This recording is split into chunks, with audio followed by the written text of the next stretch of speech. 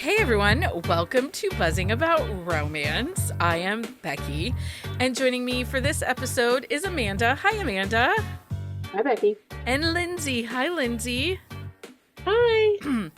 Um, Tonight's episode is Amanda's episode. I feel like Kind we've of. I feel like we've been doing this over the course of the last couple months that each co-host has kind of got to pick I need to talk about this. Please let's talk about this. I'm Yeah. obsessed with this episode. Lindsey got baseball, and Heather and Jenny, we did the LGBTQIA episode. Um, so we're hitting all the beats here. Yeah. And so we've got a action-packed episode, so we're just gonna get right to it because um I did all the research.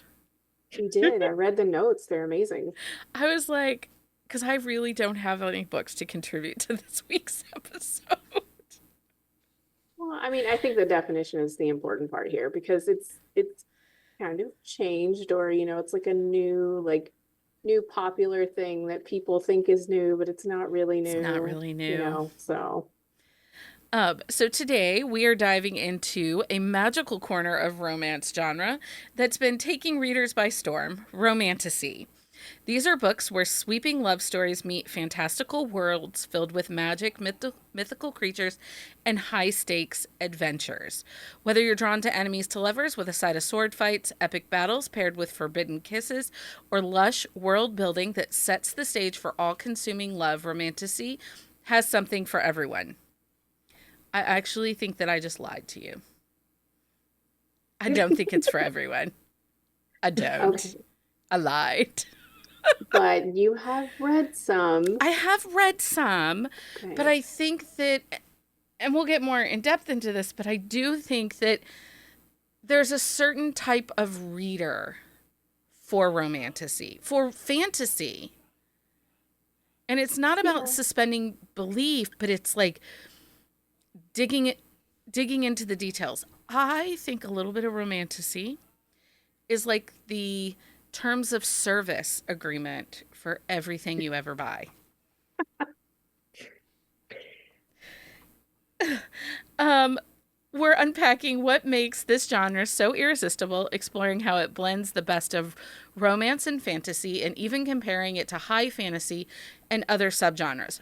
Plus, we've got some stellar romantasy book recommendations to add to your TBR. So grab your magical talisman or maybe just your favorite beverage and join us as we talk about this genre where love stories soar beyond the stars and into the realm of imagination.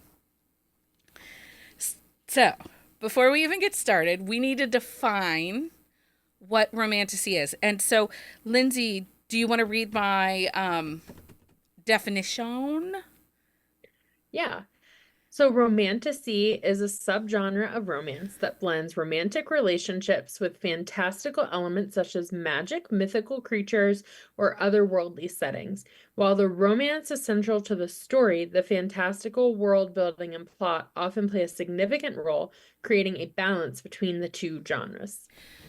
So, the basics of romantasy, the romance is going to be more forward than the fantasy. Just like in a romance, the relationship, the romance, the couple is going to be more forward than the story that is developing within their relationship. Yes, we can all agree with this? Yes. We can agree. We got the basics down. Okay.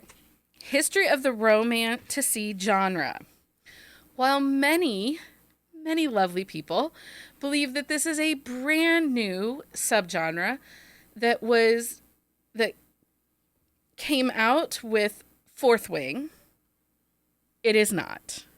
No. This is not new.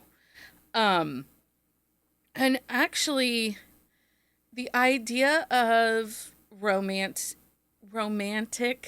fantasy has been around since the dawning of fantasy writing. Yeah.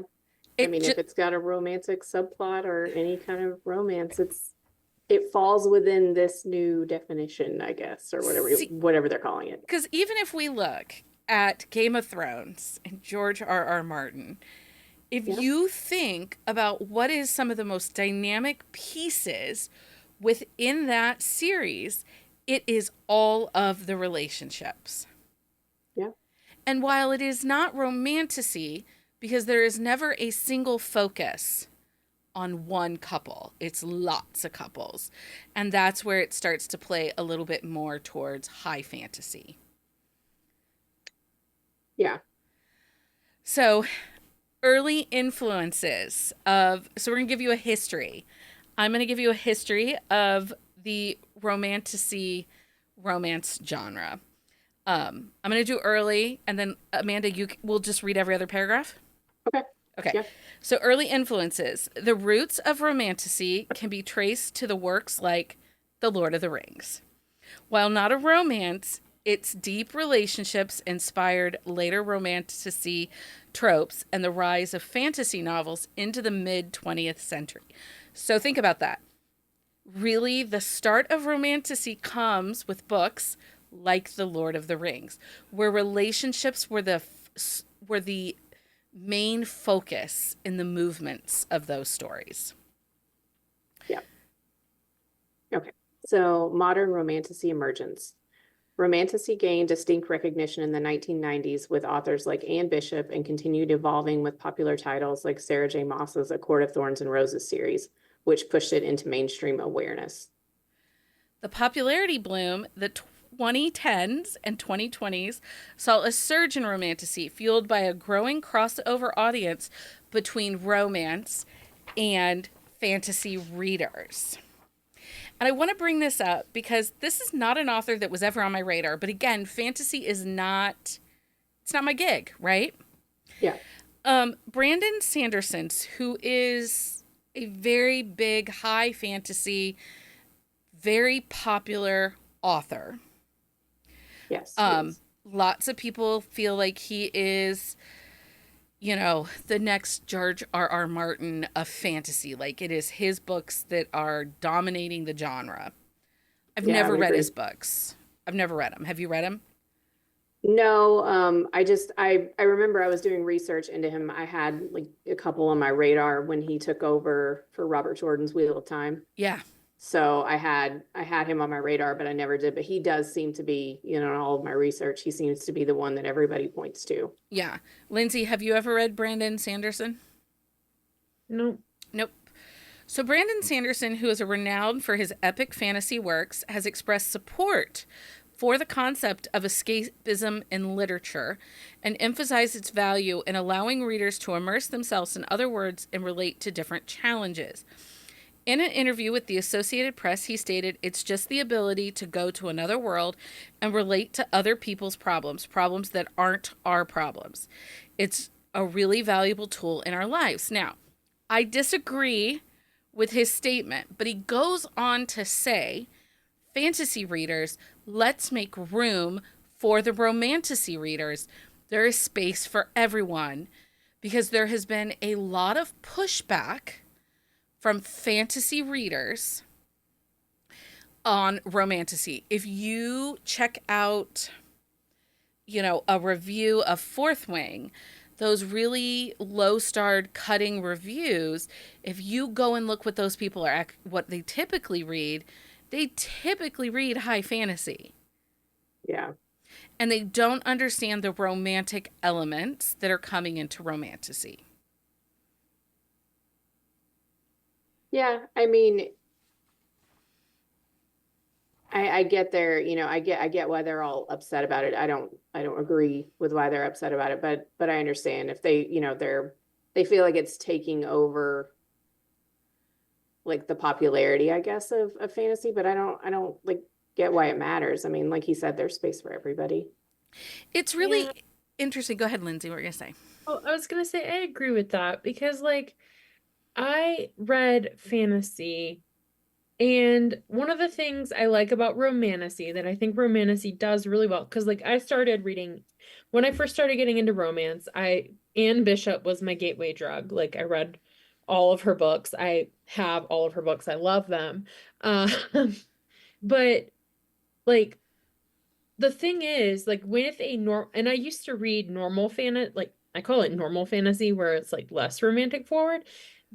There are substantial lulls in the plot. They read like an epic. A lot of them tend to read like an epic kind of tale. There's multiple iterations, so you tend to get like multiple installations of these stories with the same characters, and having that romantic element drives the lull in the plot forward. Like it gives you something else that helps drive things forward and keep you fixated on the story, because and this is just me, this is just my opinion, with the like pure fantasy, there are large stretches of those stories where they're in so much graphic detail about what's happening, and then sometimes what's happening is not actually that interesting.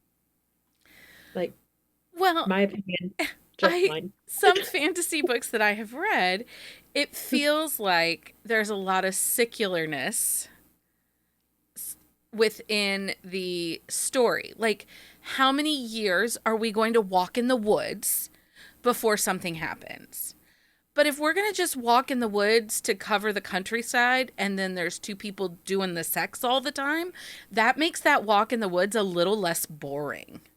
And more realistic. Anybody who's Right. gone long distance hiking, like if you're single on the trail, like there's a lot of that in the woods. It's gross.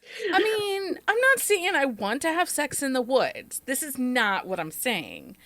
No, but it's more realistic Yeah, to be on this journey together and to like develop a relationship. Like it's highly unrealistic. Like just think about Lord of the Rings, for example. Like it's highly unrealistic for all of these people to be on this epic journey and no one's gonna have sex for however long they're on this right? Yeah. multi-year journey. And Like you didn't nobody's gonna accidentally meet walk in anyone, on somebody masturbating or fall in something? love. Like it's not Come realistic on. at all. And that is one of the things I actually do like about Sarah J. Maas too, is that like whoever the character's having sex with in book one is not who they wind up with long game. And that annoys a lot of people, but I actually kind of like that element. And she's not the only one who writes in that genre and kind of does that now, but Yeah, it irritates a lot of like true romance fans because that's like right. very Yeah. taboo. It's the love triangle. And Yeah. it's that happens in a lot of fantasy. And it's kind of it happens in a lot of YA fantasy. It happens a lot. It's not my favorite, but it can be done well. But then, like Stacy points out, she said, that the romantasy term is, there's murkiness in how it was created. So There because they're kind actually of there's yeah, not go ahead. murkiness in how it was created. It was created the way that it was created was for a very specific reason. Yeah, What? but I think what she's pointing out is because fantasy used, it was defined as one thing. So fantasy was a complete creation of another world. Right. Like it is, Right. you're building an entire world, it's all created. And then you had urban fantasy, which you're having like you're creating fantastical elements like within a world that already exists. So Right. within a world that right? And then you had the paranormal, which was typically in the world and it was more like just kind of like shifters or whoever, like living among But people the actually, way that it is, I right? don't know that paranormal fits into Romantasy's line. I No, th- it doesn't. It doesn't. But I think what I like where I'm going with that is like you kind of had clear definitions between like paranormal, like urban fantasy and high fantasy. And you so now with the romantasy, we're kind of like taking it all and putting it into a big jar. But we've also seen magical realism that Yeah. came out in the early 2000s and slowly started to come down. And actually, even before the early 2000s, because you have authors like Jude Devereaux and Joanna Lindsey and Julie Garwood that all had time travel in Yeah. their books. And so when publishing made the decision, and it was with Sarah J. Maas and the success of her books, that they needed to do something because what was happening was critically the reviews were coming out of the publishing circles that her stuff was not fantasy enough. Yeah. because it was too focused on relationships. But it wasn't romance. Like, there was this murky space that fantasy that was highly romantic relationship forward didn't have a place to land. That makes sense. And genre genre labeling is really not so much for you, the reader. Because how many of us pick up a book based on its cover and just think, okay, this looks like something I would like, especially pre social medias and Amazons. Like, if we look at what we were reading pre 2010, you walked to the tables at the local bookstore or at your local Walmart and you just kind of were like, oh, I like this cover. And there's certain covers you were, drawn to versus others you weren't. Genre labeling came in for publishing to be able to hand a book to critics, like the Publishers Weekly, and I can't think of any other literary magazines at this moment. Yeah. So that it went to the right critic to read that book. That makes sense. But I've always been like, even primarily pre-social media, like I would lock onto a genre like romantic suspense, or I locked onto, urban fantasy, and like I would go to that section in the bookstore, or I would go online and be like, find me books like this. Yeah. Like, within that genre. And so maybe that was part of the labeling as well. And I think maybe because I'm very like, I used to be very caught up in that kind of like thing, that it feels, that when they did it, I was kind of like, well, this could kind of fall into it, that could kind of fall into it. So, I mean, I get why they created it. It makes sense, especially with, the trying to differentiate from, normal or high fantasy. It also helps in library systems that shelve based on genre. Yeah. And that doesn't help in as much anymore. A lot of library systems have just gone to straight alphabetizing. But, that's where this murkiness comes in between YA and adults. And publishing says, okay, but we have these new adults, that are anywhere from age 18 to age 25. Where do these books fit? Well, as an educator, you're taught that children will typically read books that take place 2 to 3 years above their current grade level. So if I have a second grader, they're likely reading a book about 4th, 5th, and 6th grade children, age-wise. And so, you have YA, well, that's young adult. So is that geared towards upper middle school, low high school? Then what are your 17, your 16, 17, 18, 19-year-olds reading? Yeah. Well, do I really need my 15-year-old reading, high adult? Do I want my 15-year-old reading Game of Thrones? I guess it depends on what kind of parent you are. So there's that. I was reading Flowers in the Attic. I Okay. mean, yeah, no, I know. Secret Fire by Joanna Lindsey. Like, you want spice pre 2020? Jeez. Yeah. Read that book. I know. But you do have authors with a history that have dabbled into magical realism, this romantasy, but they never got labeled to that pre 1990. No, yeah, I get it. Like I understand, but I think in my brain, because I had things like so specific in my brain for a while, that I was kind of like, well, you can't just throw all of this in there. Yeah. Well, and it's no different than I write genre fiction with romantic elements, right? Yeah. This is a romantic fiction with fantasy elements. Yeah. Another thing that bothers me about Brandon Sanderson's quote is the ability to go to another world and relate to other people's problems that aren't our problems. And I'm going to call a big fat bullshit. Yeah. Because I think more so than any other subgenre of romance, romantasy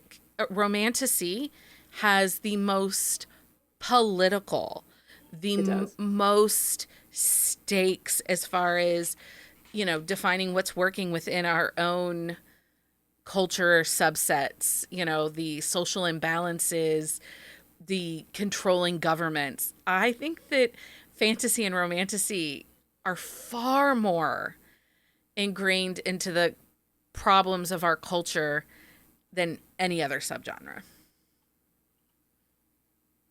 Yep, I agree. I'm trying to wait and see if Lindsay wants to talk. I don't mean to like take over I here. no, I'll be quite frank. Like, I want an escapism from our current realities a lot of the times. Same. And that's one of the things I don't like about it. Like, that's something I tend to really not enjoy. It is deeply political. It is very much a mirror of how society works and progresses. There's a lot of upheaval and rebellion, and I do enjoy those stories, but at the same time, it is a lot. There's a lot of building up that world on top of the world they're living in. So it's just like another element and depth to the world building, but it's one of the contributing factors that makes these books very, very long. A lot of these books tend to be well over 400 pages. Like, which is at least 100 pages, usually like at least 100 pages what you're getting in a typical romance, and that is pure world building most of the time, that extra length to the story. So Melanie asks, would books like Laurel K. Hamilton and Kim Harrison be fantasy with romantic elements? And actually, I would say no. At least not Laurel K. Hamilton. Yeah, no, I think she's spicier. She's a lot Yeah. spicier.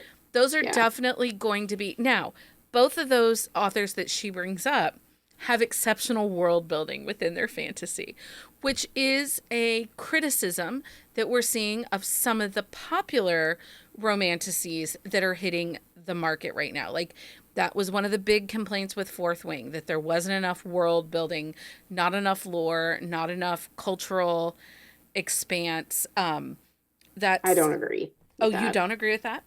No, I mean, I read that book. I enjoyed that book. I think she created the world that she wanted to create. I mean, I felt like it was very, it was kind of like reminiscent of, like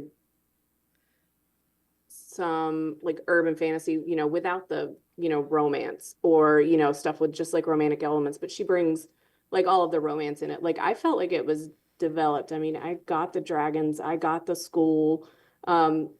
It might have leaned into what people describe more as an urban fantasy, even though she had it set in another world. I feel like she probably relied on well-known things, maybe it wasn't complete, like it didn't feel completely like made up, like this was a whole different world. But that's another thing you run into. I mean, there are so many books out there now that have so many elements that have been done. And so, you can pull from mythology, you can pull from like things that have happened in the world or the real world and kind of make it your own. So I don't know. I liked it. Okay. I have not read it. I'll be very honest. I have not read it. I've read excerpts of it, but again, like we said before, it's just really Yeah, it's not your thing. And there are authors, K.A. Lindsey, who I like her contemporary romance.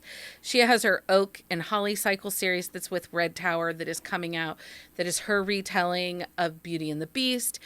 And I have seen reviews of that said, the world building was exceptional. But I think that there was also a lot more takes place in settings that were already established. Yeah, I mean, and like I said, that's the thing. Like you're getting that with typical urban fantasy. Like it's like in a place, like Alona Andrews, like Kate Daniels series, like it's set in Atlanta, but Atlanta after a magic shift happens. Like Nalini Singh's like Archangels series, the Guild Hunter series, like it's set in New York, but it's also like the angels live among like the humans. So like I think that may be where some people are like maybe feeling like it doesn't hit like high fantasy or straight fantasy, but it doesn't need I to. feel like there's a lot of crossover now. Yeah. And I don't know that it needs to. I mean, and this is something we actually talked about a little bit last night at book club. Romantasy is hot right now, right? Like market trends wise, romantasy is hot.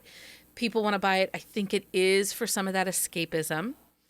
I also think that some of it is, there's a little bit something new to it, right? Even though it's not new, It's, Yeah. a It's little, new to some people. it's new Yeah. to some people, yes.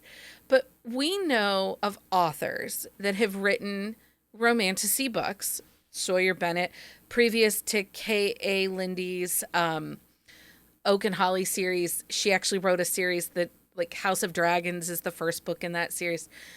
And I bring this up because there are a lot of authors that are like, all of a sudden you're hearing them say, I've always wanted to write a Yeah. fantasy romance. No, I think you see the money and the pure rabidness that this reader base has, and you just want to make money. I don't know that that's the story of your heart. And I actually believe that in the criticism of, like, Devney Perry. Okay? Like, nothing in her books lends me to believe that she has wanted to write a high romantic fantasy. Yeah. I And mean, she just got a big deal for one. Like, I just.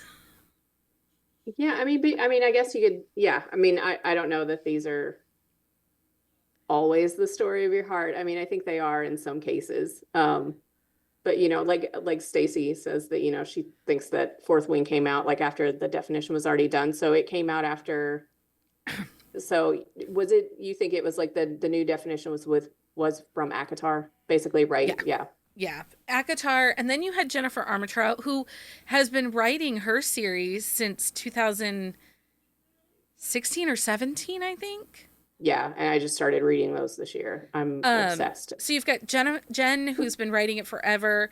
You have, but she also was writing contemporary stuff.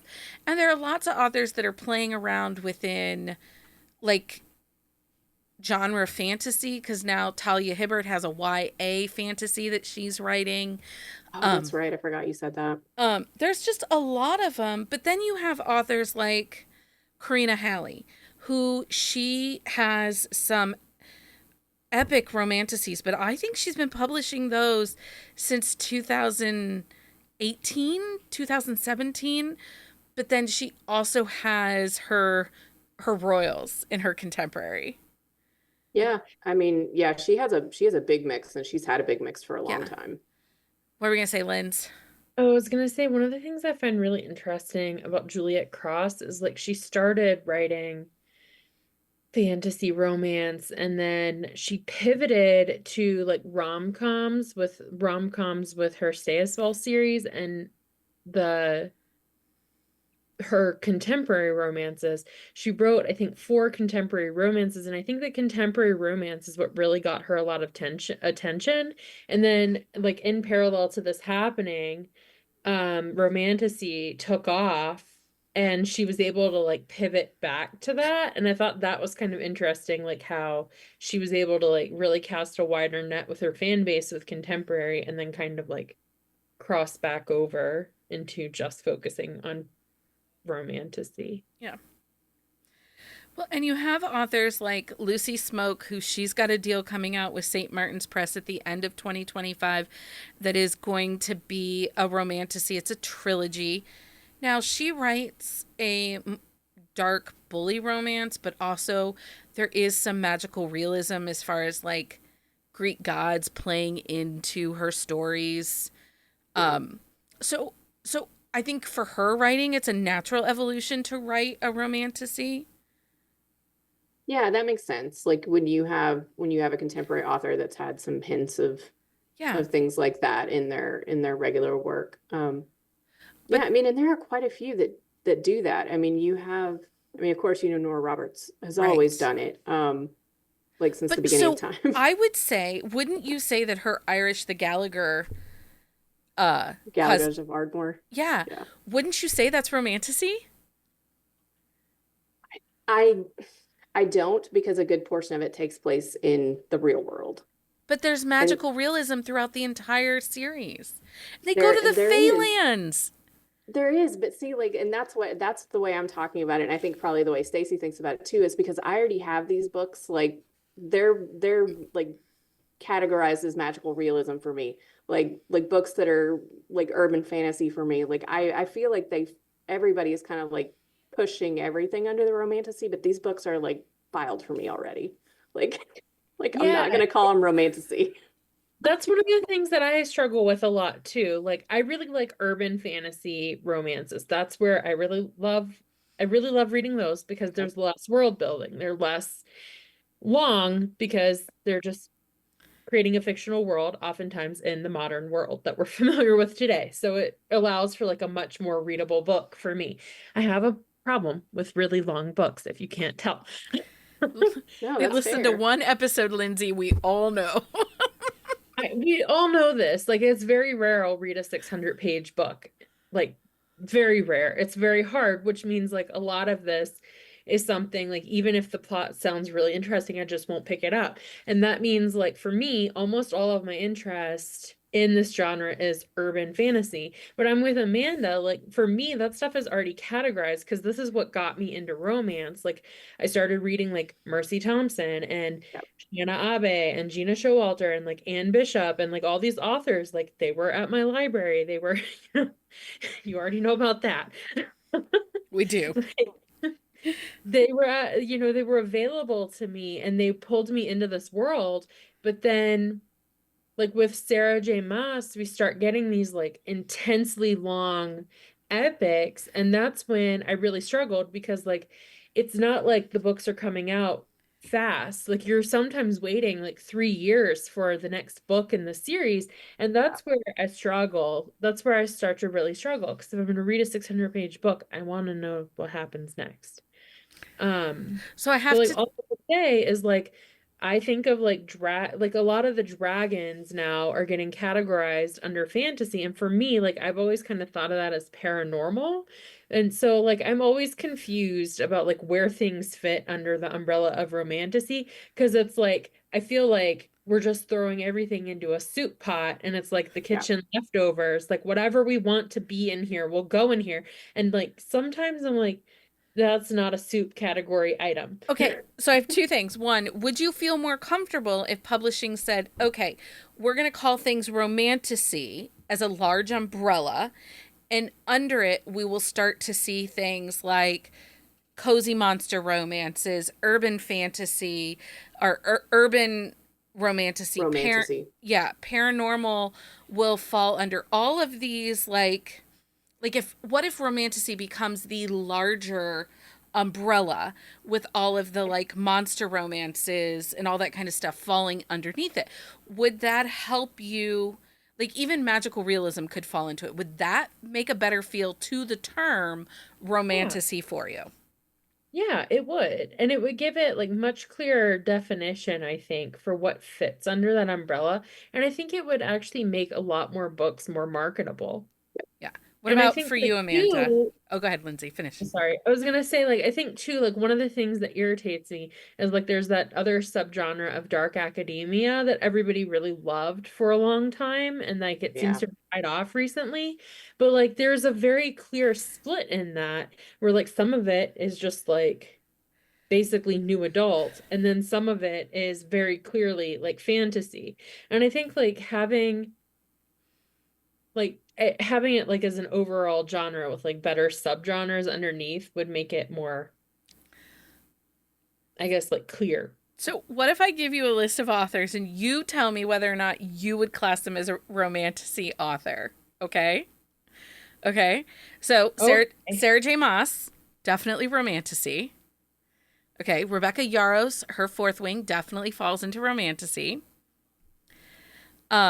Diana Gabaldon, who wrote Outlander. Yeah, I think that falls under romantasy for me because I don't think that was, you could kind of go time travel, you could kind of go, if you wanted to like break that off into just time travel romance, you could. But I didn't read a ton of time travel romance, so that one falling under that genre doesn't bother me. Okay. Cassandra Clare. No, I would think that's more urban fantasy. What I've read of her, I would say it's more urban fantasy. because it's But set you talk in, yeah, about um, Neely Singh and her angels living amongst you in New York City, and that you feel that's romantasy. no, Oh, that's you it's don't. urban You fantasy. think it's urban fantasy, It and the is romance isn't prevalent and heavy. It is, well, in that one, yeah, I mean, it is, I would say urban romantasy, I guess. Ro- Urban, So romantasy. yeah, yeah, but I mean, I need the urban. You need the word urban in there. It's that I do important. because Yeah. fantasy to me is a completely made up world. Like it's Yeah, not set in New York. I think that's my hang up, is the setting. Okay, Deborah Harkness. I agree with that. Deborah Harkness. That's a time travel. Like it's a time travel paranormal. Like I mean, I could see it falling under romantasy, but it's in real times. Kimberly Lemming.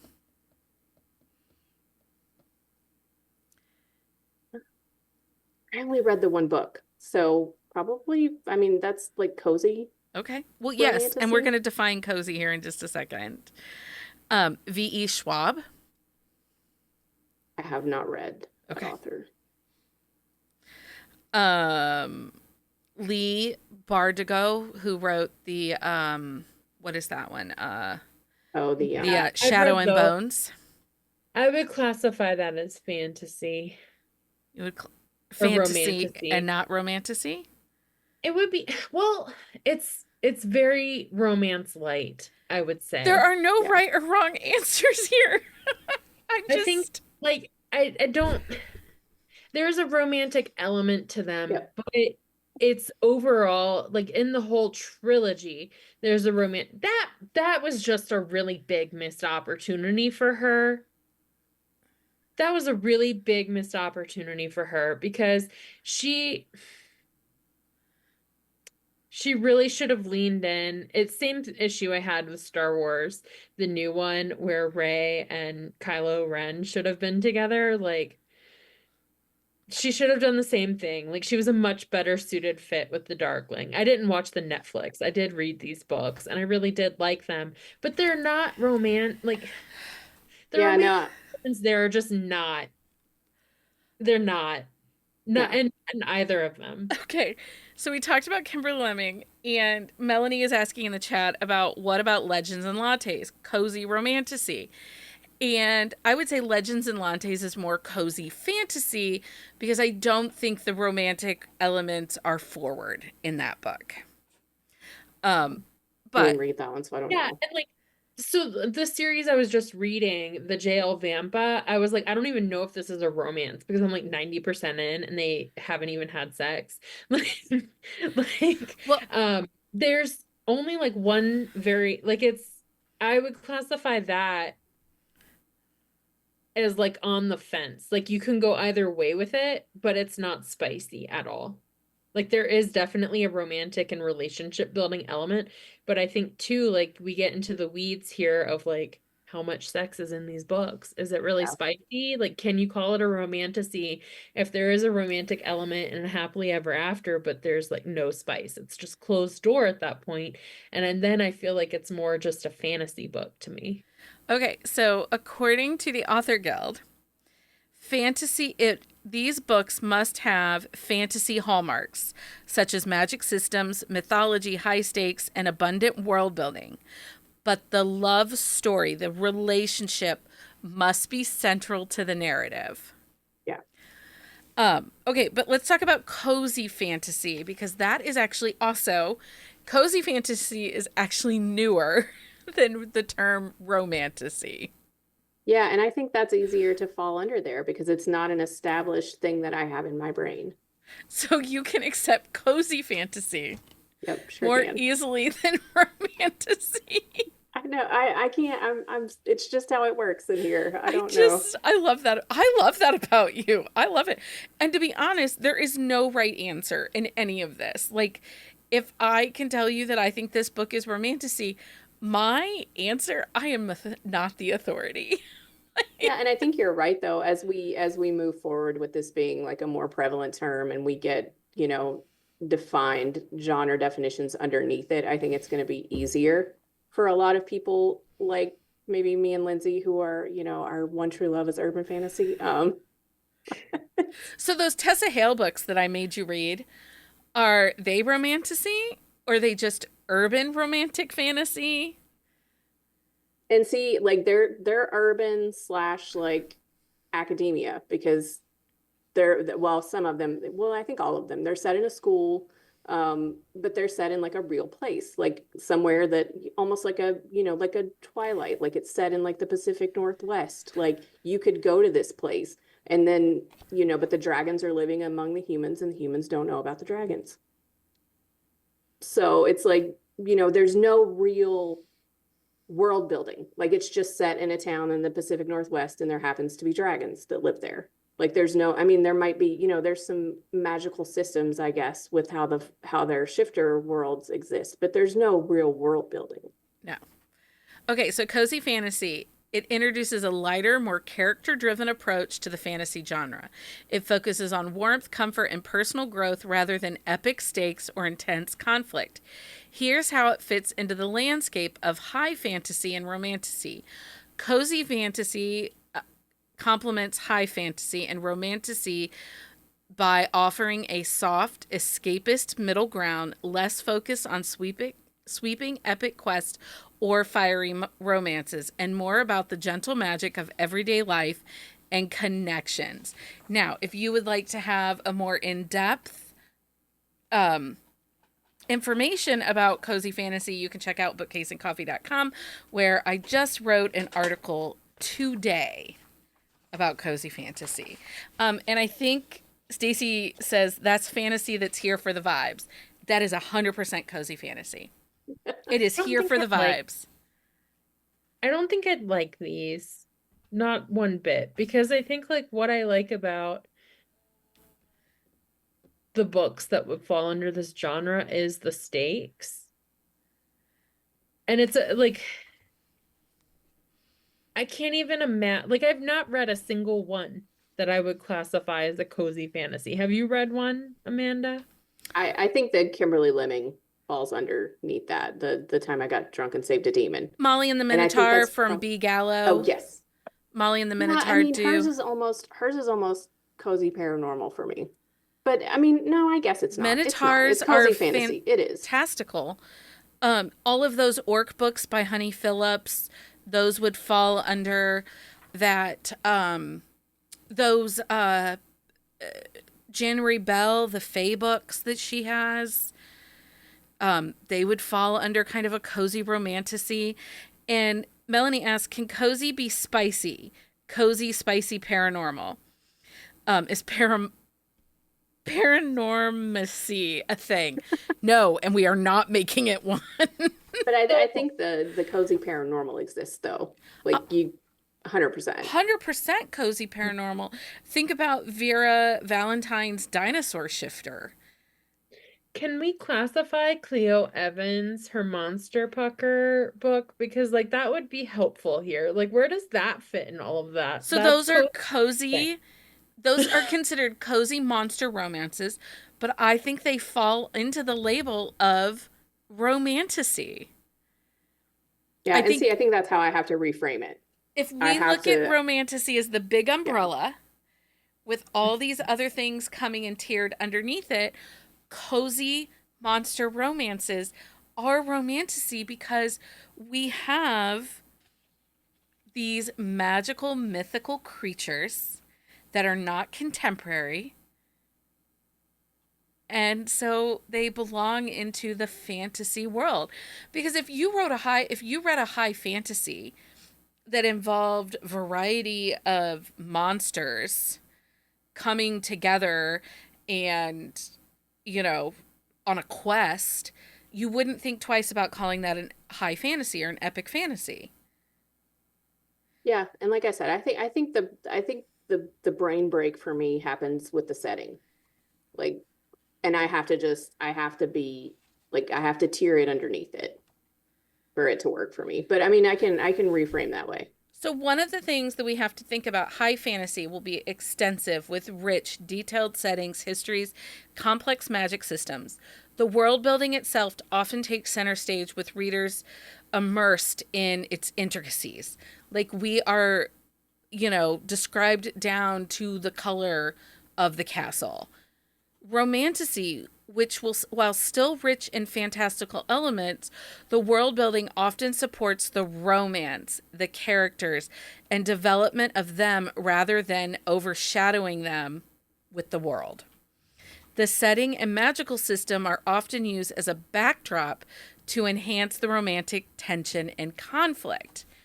So, if you are thinking about your vampire books, and we don't know 100% of the lore that goes into those vampires, and it's really through the relationship that we learn that lore, then it's a romantasy umbrella versus an urban fantasy. Vampires have always been paranormal for me, so I know we've just gonna talked throw about it out this. there.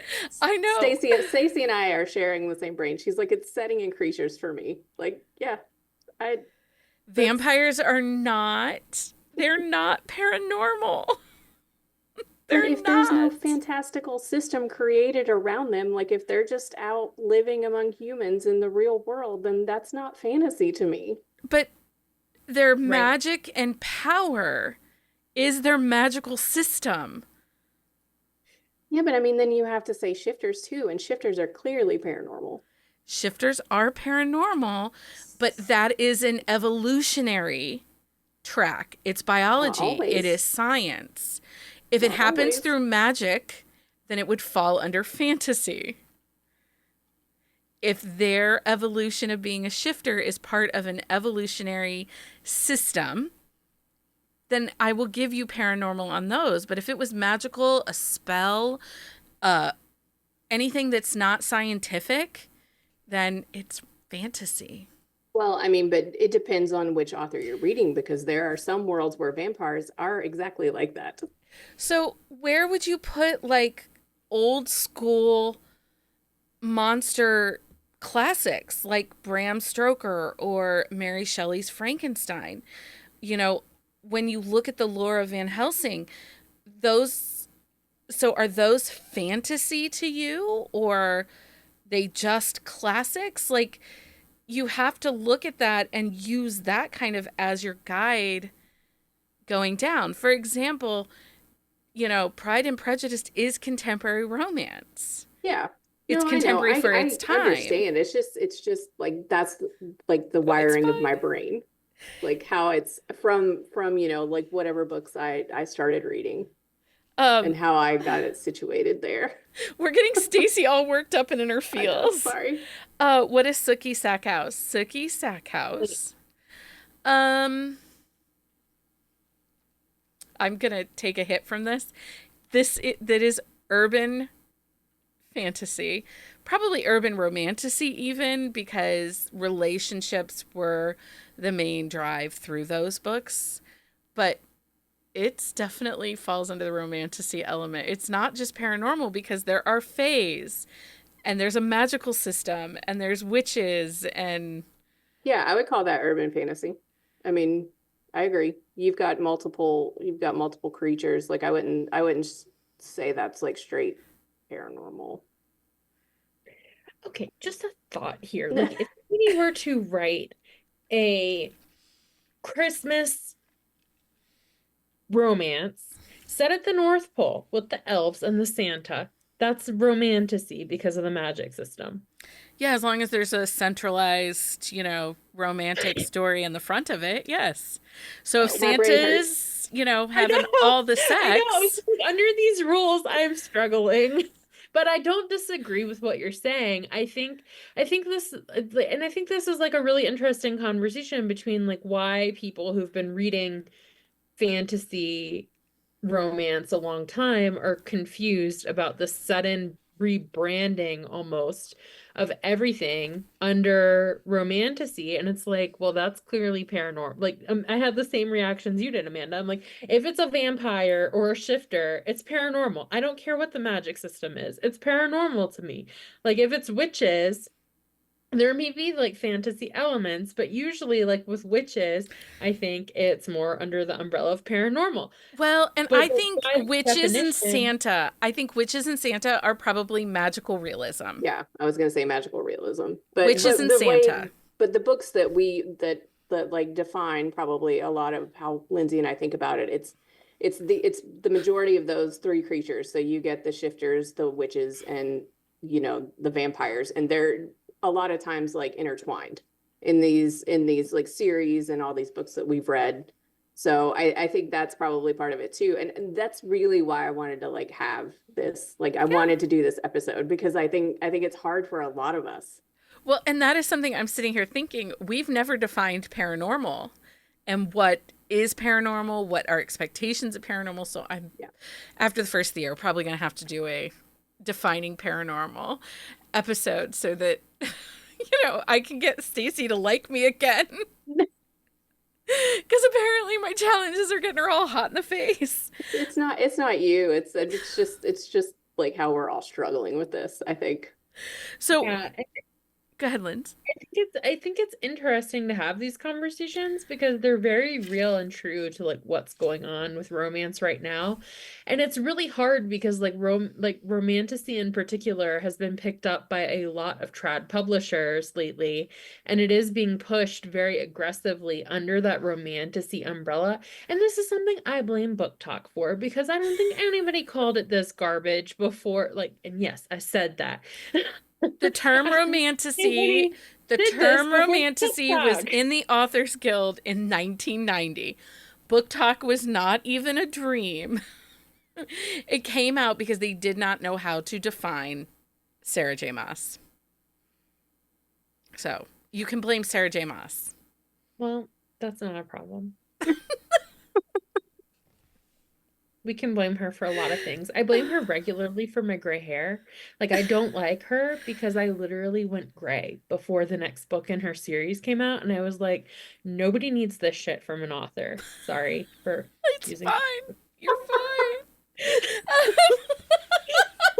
Sorry. Anyway, that's why I also like indie because like indie romances, I feel like romantasy or like romantasy type books work a lot better for me under the indie umbrella because they come out a lot quicker. Like they write a book, they edit it, it comes out. You don't have to wait 3 years. I really am stuck on that. I will never be over that. Yeah, I mean, especially when they leave you hanging. Yeah. But Well, and I don't disagree. Stacy says, I think Lindsay's correct in the friction coming from new loud readers telling older fantasy readers what's already been classified for years. yeah. And yes, I mean, we all feel this every day. Before we started this episode, I was screaming about stupid people on Threads and TikTok today talking about spice and that it's only been a thing since 2020. Don't freaking get me started on those people. Yeah. And I do think that's some of it. But I also have to agree with what Sue said. If it gets people reading more, let's celebrate it. I mean, Mhm. if you are a Yeah. huge fantasy reader, how excited are you that there are like 17 big releases coming in 2025 of these epic romantasy books by authors that have never written this before? So this is new, new stuff that we're kind of new ground. Yeah, I mean, it even forced me to go seek out like authors that for what I define as romantasy were writing more of those true romantasy books and like find new authors to me because I wasn't reading Jennifer Armentrout before this year. Right. So that made me deep dive. Like I found LJ Andrews that way, and she is now like one of my favorite authors. I mean, it's forcing me to read outside of what I typically read for fantasy, which was urban fantasy. See, and it's no different for someone like me because pre 2010, I was reading 99% historical romances. Yeah. And I was not reading contemporary. 50 Shades of Grey came out. We're not going to even talk about it. We know how we feel about all of it. But it forced me to go looking for authors that were similar because I liked the spice. I liked the angst. And I got Maya Banks. I got Rena Morgan. I got Stacey Kennedy. I got Lexi Blake and Shayla Black. And I think of those contemporary books that I just can't get enough of. I mean, the Perfect Gentleman series by Shayla and Lexi lives rent free in my brain every day. Like, I think about some part of that series, and I wouldn't have found those without the terribleness of 50 Shades of Grey and it blowing up. The other thing about it is the door blows wide open with books like that for really talented art authors to start writing something they never would have considered writing before. Like with Max Walker, I really love his Magic Oh, and yeah. Marvel series. Like I was really excited. Like he wrote that in response to this, and it's urban fantasy. I love urban fantasy. It's romantasy. But yeah, but It's like it dragons. opens the door for all these other authors. So like we get this trickle down effect where it's like, well, this has actually gotten really popular. I could write this story. Like, and then it opens this door for like all these people to just introduce you to the imaginary world that lives in their head.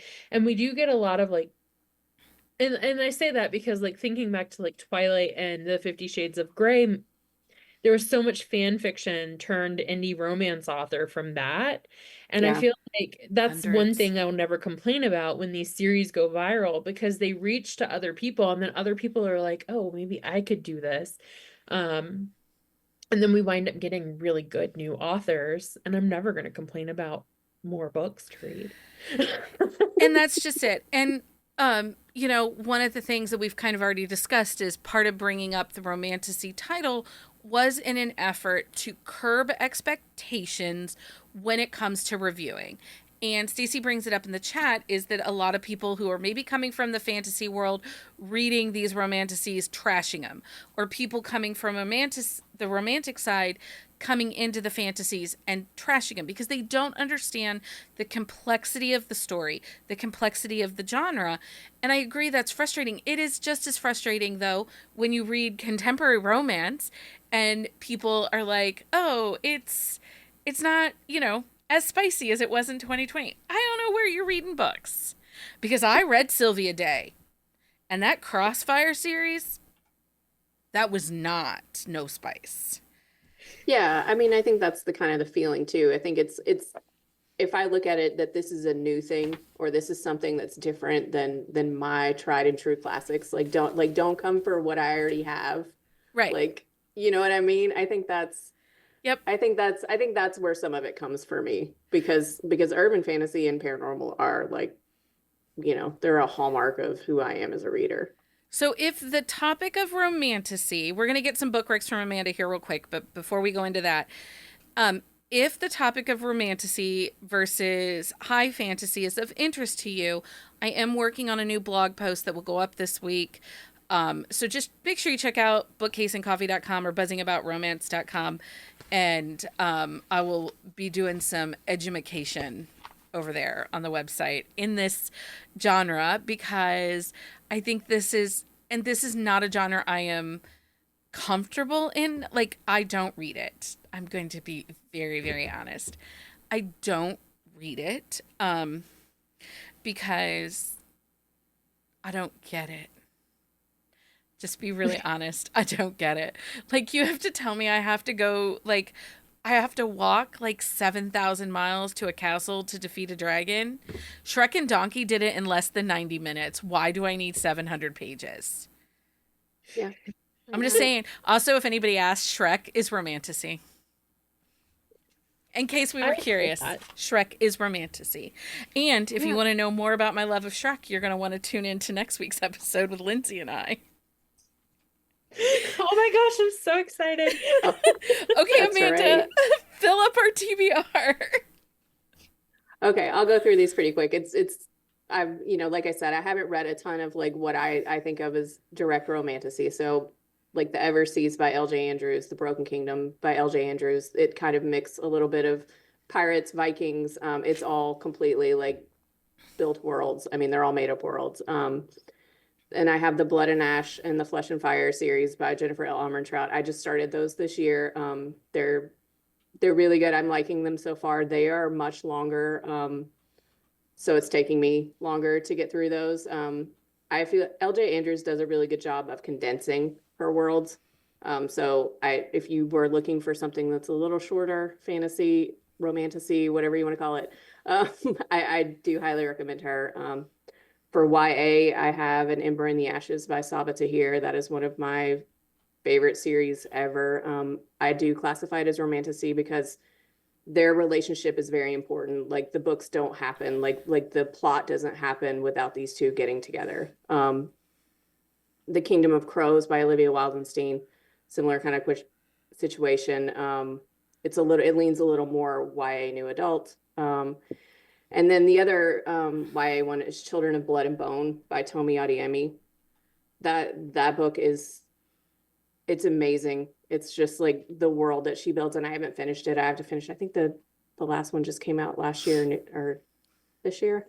But that's an amazing like YA series. And then I have like a TBR of things that I'll let Becky put on the website. I'm not going to talk about them because I don't know how they are yet. They'll be on our on the shelf show notes. I have a list of all Amanda's. Lindsey, is there anything romantasy that you have read recently that you think people should pick up? Or is there something that's niggling at your brain that we have to talk about before we go on to our next segment? I'll just recommend a couple of my favorite series. Like Juliet Cross's Veil of Stars series is a romantasy series. It's a dragon series in a world that's not this one. I really like that one. Like she deals a lot in her stories about like generating equality and like it fits the parameters of like a lot of what they're fighting for in this world are very similar to like things that are happening in modern society. So I really enjoyed that one. I really like Max Walker's, like the world he painted in Magic and Marvels. It's in LA. I really enjoyed that. Like there's just so many like clever little things he did in this. It's like it's not a post-apocalyptic US, but it's like the world has formed a paranormal crack that like split in the middle of the US, and now all of a sudden like these magical creatures have come out to live. So it's like it's almost like futuristic the way it's told. It is futuristic the way it's told, like a futuristic US. So it had like a little bit of dystopian in there, and I really enjoyed that a lot. Those are the two I've read lately that I like a lot. I will say I do tend to struggle sometimes with some of the thematic elements. Like if I'm going to struggle with a book, it's more likely going to be a romantasy type book. So like when I do recommend them, they're ones that I really, really love. Like own them on my shelf, kind of. That's fair. Okay.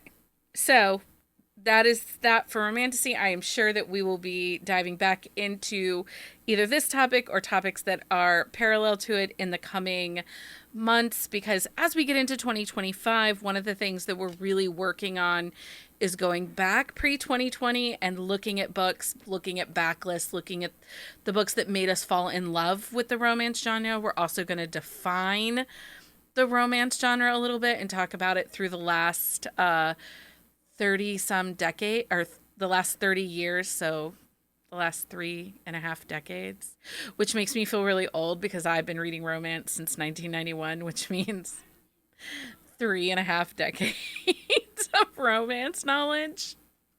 It's gonna be fun. It's gonna be so fun. So we have a lot coming up. We're also going to start talking to authors that are specific to certain genres.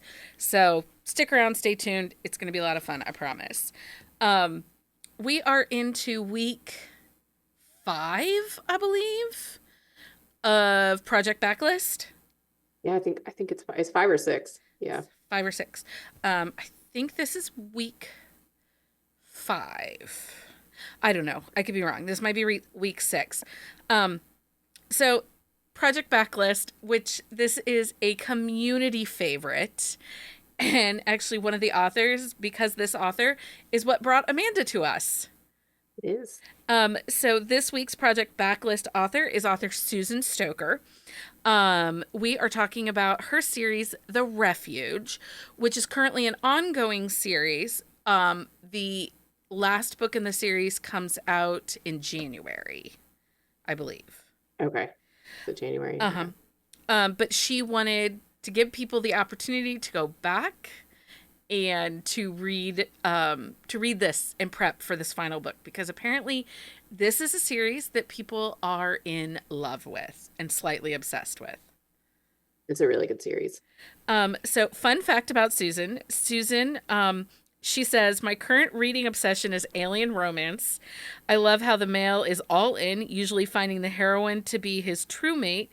his one and only, and the heroine is like, slow your roll, dude. I've been kidnapped, and don't know where I am, and I'm freaking out. I can't deal with a mate right now. And the male spends the book protecting her from strange alien creatures or other bad aliens, all while wooing her. It's got everything I love in the romantic suspense books I write. And Susan's Q&A is available on our website right now, and it is so funny when she talks about kidnapping in the second half. So if you love Susan and her humor, you should absolutely go read her interview over on the website because it's a hoot. And so the book one in the series is called Deserving Alaska. And Susan Stoker, for those who don't know, Susan writes romantic suspense. It is probably a little military forward, but more on the side of veteran security forces. Yeah, this one is they're all former military in this one, and it's like a place where they're kind of going for PTSD. They have like therapists and like animal therapy, and it's like a ranch situation. Okay. So Deserving Alaska is a military romance, romantic suspense, friends to lovers, and their childhood friends, actually. Yes. So Alaska and Drake have been inseparable since middle school. After Drake suffers a combat injury, Alaska stands by him during his recovery. 4 years later, Alaska finds herself in trouble and turns to the one person she trusts, Drake. So I read this. I have not read all of Susan's books. I am not as prolific in the reading of Susan as everybody else is. This book delivers another compelling romance filled with suspense, tension, and spice. True to her style, the alpha hero is tough but tender for the woman who owns his heart. Like, he is the microtrope of everyone but her, and, you know, like, he hates everyone but her. It's just really, it's very well done. This series opener introduces a unique setting, a retreat for PTSD recovery, added depth and realism to the story. Alaska's resilience and Drake's success story create an engaging narrative, and their connection is undeniable from the start. It's the perfect blend of romance and suspense. I will say I downloaded book 2 from the library for the audio, so 2 is one of my favorites. So cannot recommend this series enough. And it's quick. Like, it reads really quick. Yeah, all of Susan's books read pretty quick. So She generally has really good audio, and a lot of her audio is available in Hoopla. So they're very accessible reads as well. Yes, for sure. And she's moving things in and out of Kindle Unlimited. So if you're a Kindle Unlimited, this series is not Kindle Unlimited, but if you're a Kindle Unlimited user, she does have some series over in there to check out. So book 2 is your favorite in this series? So far, I'm not finished. I have to catch up. I'm behind. Okay. So I need to catch up soon. Okay, well, I'm checking out book 2 next, so I'll let you know. I like that one a lot. She's been writing 2 series. I think she's been writing 2 different series in parallel. So I think I'm caught up in her other series, thanks to Leah. But I don't think I've started this one. Oh, it's really good. Remember. I can't remember. It's been a long time. Yeah. Stacey, I will agree. Susan has a large backlist. It's kind of like a Carrie Ann Ryan, this very large backlist, and you're not sure where to start. Honestly, we read one of her books for book club a couple months ago. It was perfect because that's a 4-book series. But I'm going to tell you, I think that this, the Refuge series is a total of 7 books. Yeah, I think so. And yeah, you can start there without having read her other books. Like, I mean, there are some tie-ins with other series, but it's not, you don't have to read anything else. The other thing I like about Susan Stoker's books are you can pick up anywhere. I know it drives people crazy. No, you really can. I jumped around. There's a few up. series of hers. I jumped around. Yeah. Because like I read her Montlake, the one that's the towing company one, the Silverstone. Oh, the Silverstone towing. Yeah, I read that one, but I picked up randomly through. But I started like at the 3rd book and then went back. So don't let a large backlist stop you, or the fact that she releases a book every month.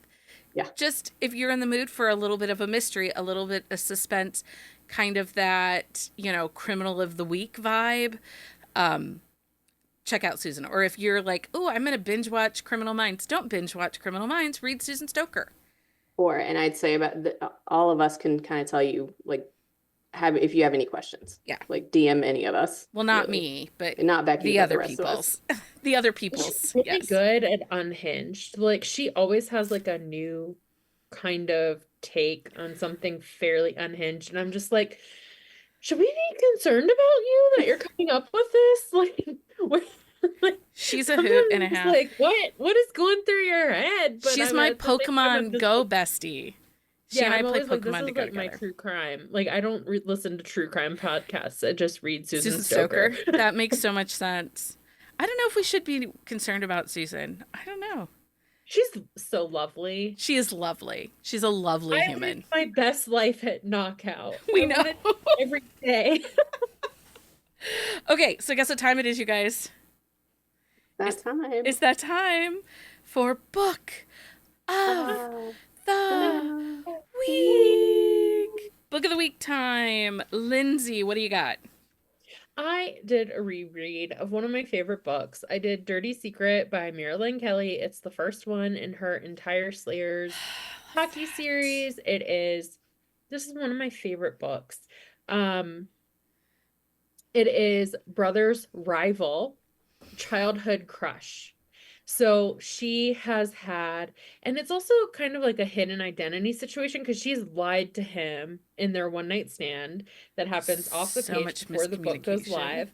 She's lied to him about who she is because she knows who he is and he does not know that she is his brother. He moves to Chicago, joins her brother's team, and they just start seeing each other all over the place because she's really close with the team and they fall in love and it's complicated and like they're trying not to be serious and it's just so good. And they're messy. It's such a They good are one. so messy. They are so messy. So And messy. like, but the thing is, like, I like the way like, one of the things is, like, obviously in these, like, brothers, anything kind of books, like, things come to a head. And when things come to a head, I like that she doesn't just let the conflict happen. She's like, I'm mad at you because you're being a jerk. Like, it's so good. It is. It's really Yeah. good. Amanda, And it's short. And it's short. It is short. Marilyn writes probably right around 270. So it's a really good length, especially for Lindsay. Amanda, what's your book of the week? Okay, so I'm still down my LJ Andrews like rabbit hole. So I found out yesterday that, she has these two kind of epic, more romantasy series, but I found out that previously, like back in like 2015, they were republished in 2019. She wrote like a dragon urban fantasy series. So it's 4 books. It follows the same couple, but I just finished book 1 literally like right before we started recording. Uh, it's a dragon princess. Jade is her name, and they have been hiding from humans and mages. And then she meets Tegan at a summer school for like people who think they have defective magic, and turns out he's something else entirely. And I'm really liking it so far, but it is set in like the real world, but it's like dragons, mages, and they call them wyverns in this one, but I'm really liking it so far. So, and they're really short. It's like I think it was like 248 pages or something. What's the title of book 1? Oh, I'm sorry. Word of Wyvern by LJ Andrews. I'm sorry.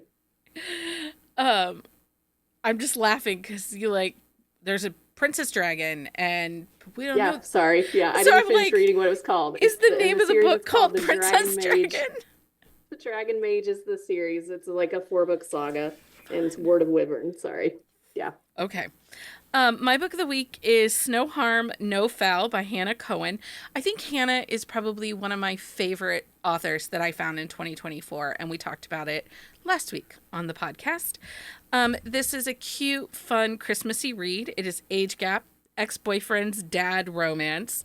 And for Hannah, it is spicy, and it's a little naughty. Like, some people are not on Santa's good list. They're on the naughty list. But it was really good. It was really fun. It was quick. It was easy. And I really did enjoy that. So I'm trying to sprinkle in Christmas with all of my other stuff that I have to You're doing really good this year. I'm trying. Patreon update. We are celebrating Hive anniversaries in December. Celebrating. So I think all 4 of these people are celebrating 4 years in the Buzzing About Romance Hive. Christina L, Kelly K, Carolina, and Lindsey. Lindsey, it's been 4 years. Yay! It's not been long enough. It has not been long.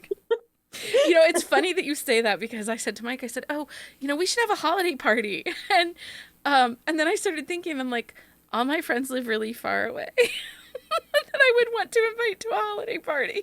Yeah. Stupid amount of far. I'm like, oh, okay. Well, I'll just drink with them on Zoom. It'll be fine. Patreon swag packs are sponsored in December by authors Delta James and Mary Carr. Remember, you will not get a package in December. You will get a double package of December and January together in January. I have an explanation of that over on our Patreon page. Make sure you join us back here Wednesday for our discussion of Wildfire by Shel Bliss. I actually have started listening to this, and the audio is great. They're meet cute in the book. Anyway, it's going to be messy, guys. It's going to be a messy one. Next Sunday, we bring you a very special episode, but I can't tell you what it's about. But it's Lindsey and I, maybe some cake. And for a list of books we talked about this weekend, please visit our On the Shelf show notes at buzzingaboutromance.com. You can find a current list of books for our upcoming Wednesday episodes on our website. Don't forget to follow us on social media for updates and join our community of romance enthusiasts. I'm actually going to release January's list of books next week. I wasn't going to release them all at once, but I am this time because there's a couple of traditional published books in January that we're doing for our Wednesday episodes, and I want people to be able to get their libraries. Holds. So I will share that this week. If you love this episode, please leave us a review on your favorite podcast platform. Share it with your friends, and your support helps us bring more exciting content to you every week. I hope we did Romantasy and defining it justice. I hope it cleared some things up. And did it make Amanda and Stacy too mad? No, I wanted to have this, so thank you for doing it because I wanted to talk about it. So Of course, anytime. I'm happy to talk about all the things. Thank you everybody for joining us. Until next time, everyone, happy reading. Find us on Instagram at Buzzing About Romance or on Twitter at Buzzing Romance. If you like the podcast, please leave a review. If you'd like to support us directly, join the Bookcase and Coffee Patreon and receive exclusive content only available to Patreon members. Check out bookcaseandcoffee.com for our on-the-shelf show notes.